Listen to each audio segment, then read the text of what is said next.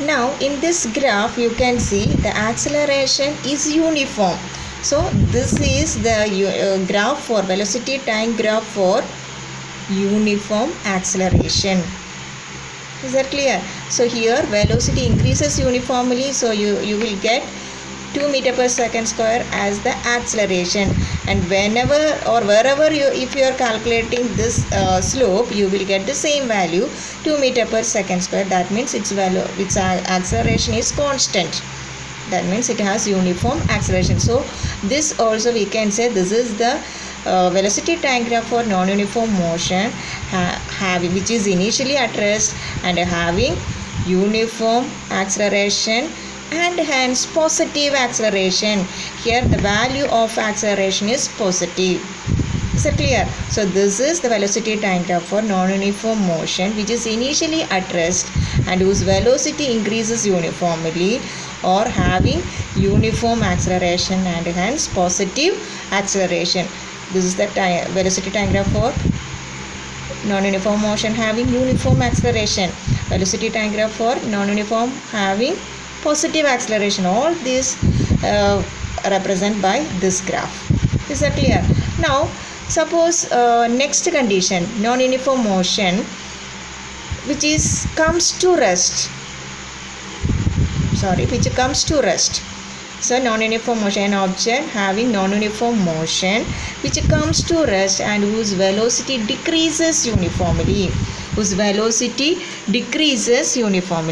So for that, at first second, at 0 second, it has a velocity of 14 meter per second. Okay, it has a velocity of 14 meter per second. So next second it become 12 meter per second. First second it become 12 meter per second, and third second it become 10 meter per second. Then fourth second it become 8 meter per second. Then fourth second it becomes 6 meter per second, and fifth second it become 4 meter per second. Sixth second it becomes 2 meter per second. At the seventh second it comes to 0. So when you draw the line graph, it will be like this.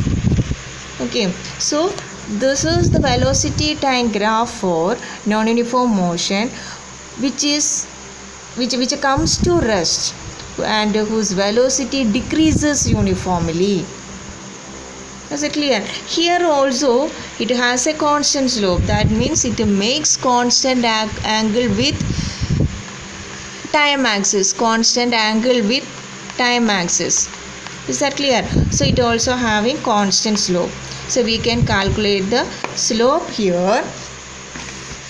For that we can write slope is equal to y by x.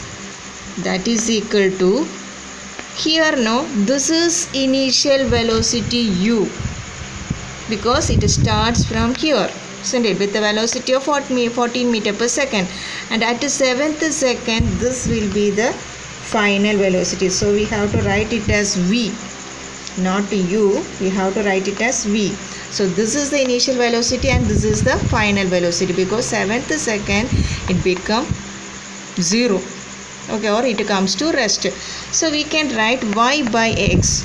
Y means here this, isn't it? So we can write v minus u by t itself. Here v minus u means what you will get? 0 minus 14 divided by t. T means 7. So you will get negative 2 meter per second square. Negative 2 meter per second square. Here also when you calculate the slope, you will get the acceleration, but it will be negative. But it is also uniform acceleration, because wherever you are calculating the slope, you will get the same value, negative 2 meter per second square. So this is the velocity time graph for non-uniform motion which comes to rest and whose velocity decreases uniformly. These are the two conditions: which comes to rest and whose velocity decreases uniformly. Is a straight line with constant slope. Slope of this velocity time graph gives acceleration and it is constant. So that means this object have uniform acceleration and also have negative acceleration. This graph has positive acceleration. When you calculate the slope, you will get positive acceleration because its velocity goes on increasing. Here you will get a negative acceleration because velocity decreases uniformly and finally comes to rest. Here also you can calculate the area under velocity time graph. That means here also it is a triangle. So half BH. When you calculate this area, half BH. B means same, half into OB. So that is 7 and here the same value 14. So you will get the same displacement 49 meter. Okay, so when you calculate the area under velocity time graph, you will get the displacement. When you calculate the slope of velocity time graph, you will get acceleration. So which are quantities or what is the importance of drawing the velocity time graph? First of all, you can identify what type of motion it is. Here itself